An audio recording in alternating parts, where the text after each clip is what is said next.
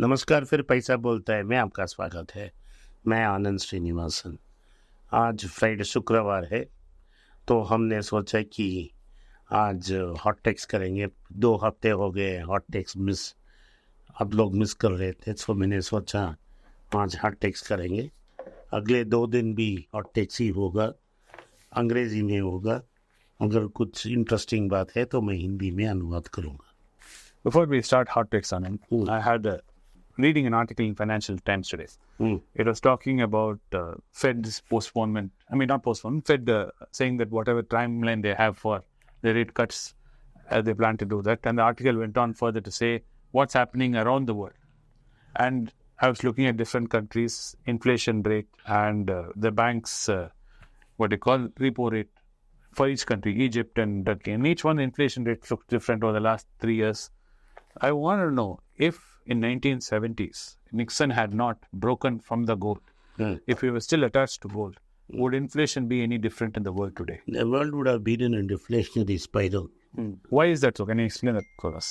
See, because for an economy to succeed, you need money. What is money? Money is nothing but is not a commodity. There was a big difference, a big argument in England about 200 years ago, 250, 300 years ago, where John Locke won the debate. There were a set of bankers and John Locke. John Locke argued in Parliament that money is a commodity or a property that has to have honesty and fixed value. Correct. But the bankers knew that money is not a commodity. Money is only a tool by which two people settle accounts. Correct. So it's not something physical. It's an agreement. It's an agreement to settle account. You have to keep account in some form. And there is a very good book also, and which talks about. So it's like a measurement, it's like using a scale, ruler. It's a school scale or a measurement. Like when you say, I want so many inches of timber. Yes. Or you say, you want so many kgs of tomatoes. Okay. So that in money has to be flexible in value. Only when it's flexible can you oil the system. It is an oil on which the entire system works. The inflation is when there is shortage of goods and services. That is, money is expanding faster than the rate at which goods and services are being produced. So I can print not even print, I can hit the computer and make sure RBI has 1 lakh crores. But I cannot produce 1 lakh crore worth of goods and services by hitting the computer. No, you can't. So money supply or the amount of money in circulation has to increase at nominal GDP rate. Between 1945 and 1971, 15th August, when Nixon broke it open. Actually, the truth was that the Americans were printing money. Correct. But you had a fig leaf thinking that if they come and give you $36, you are going to give them an ounce of gold. Correct. At the end of the day, there was no ounce of gold. This is already happening, you're saying? It was already happening. Behind the closed doors. He said that's the famous Kissinger's statement. The dollar is our currency and your problem. The dollar is based on the foundation that of liberal democracy and free markets, which epitomizes Western democracy. Right? That's why everybody likes a green dollar. Correct. Even the despot will keep his money. Even Putin's... Even North Korea likes dollars. Yeah, even Putin will keep his money in dollars. Why are the Chinese going to the Duran Pass and trying to get into America and mass migration out of China today? Because nobody wants to be in a system that is closed. You don't want to be in a system that is closed. True. So you want to keep your money outside. And you want to... Why do people like Dubai? Dubai is built on trade. Correct. Where there is complete freedom. As long as you don't insult the king, Correct. You can do what you want and the value of money is fixed. Yes. Right? If the dollar depreciates, it will depreciate. It's tied to the dollar. So what I'm trying to say, it depreciates at the same rate at which the dollar depreciates. So your money is not a commodity which can be fixed value.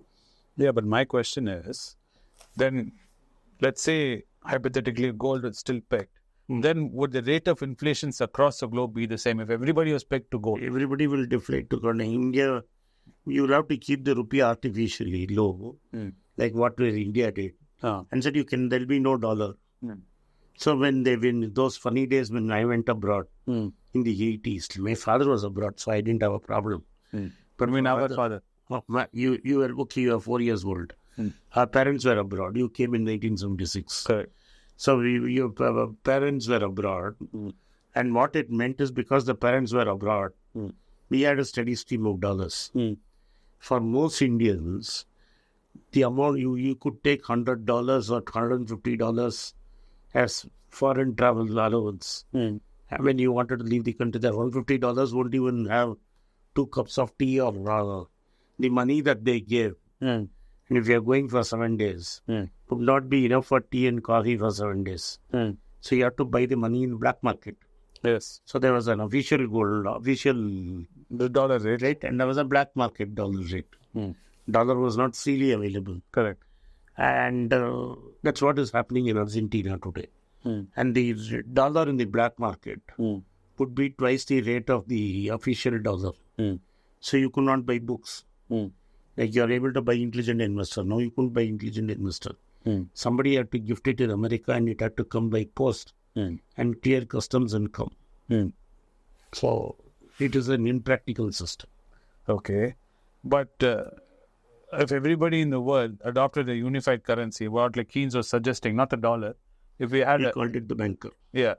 If we had a unifying currency, would the world economy be in better shape? Would the inequalities be better? I do not know about inequalities. I do not know. That's a question that I won't. I'm asking to speculate. I am not. That's a question I will answer separately. Okay. But if there was a common currency, you will not have so much wars. And you won't. The power of the politician will be very limited. Very limited. You saw it in Hong Kong. Correct. And when the politician intervened, Hong Kong died. Hong Kong is on its deathbed. Correct. Latest lawsuits they passed me to sure. Yeah. The Hong Kong dollar was pegged to the US dollar. Correct. And the current country ran well till Xi Jinping decided that he would not change it. Yes. So everybody has left Hong Kong. The Hong Kong stock indexes where it was 20 years ago or 1997 levels. Correct. When Hong Kong went to China. Yes. So if you go back and look at a YouTube channel and talk about Google for Milton Friedman on Hong Kong, a PBS video will come on how a perfect capitalism works. Hong Kong was an example of that. Correct. Disappeared. Today there are 2 countries in the world which exist like that. One is Singapore and the other is Dubai. Okay. Third question I wanted to clarify. And Singapore's dollar is tightly kept in sync with the US dollar. The UAE dinar is pegged to the US dollar. Officially. Yeah, but most Gulf countries, even Kuwait is, right? But Kuwait does not allow free trade. Free trade. Okay. Now the next question I wanted to ask, the last one, bear with me, is what India and Sri Lanka agreed to, where Sri Lanka is saying Indian businesses can come and set up shop in Sri Lanka and use rupee as their currency. It is going to come because this was long ago suggested by the great Dr. Singh. Which he said... Correct. That's why I wanted to clarify.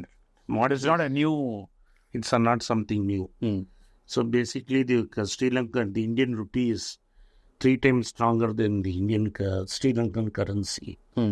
And this has been going on informally for a long time. But they said you have to use the Sri Lankan currency. But since the Sri Lankan currency has depreciated in value, he says you can also use the Indian rupee in circulation. It's been going on, doesn't it? But it is a benefit for both countries, right? Is basically you get, once it gets set, you get the benefit of cheap labor in Sri Lanka. Relatively, Sri Lankans are educated and I think HCL has an office. Yes. So what will happen is, you already have the software power and the software jobs will go to Sri Lanka.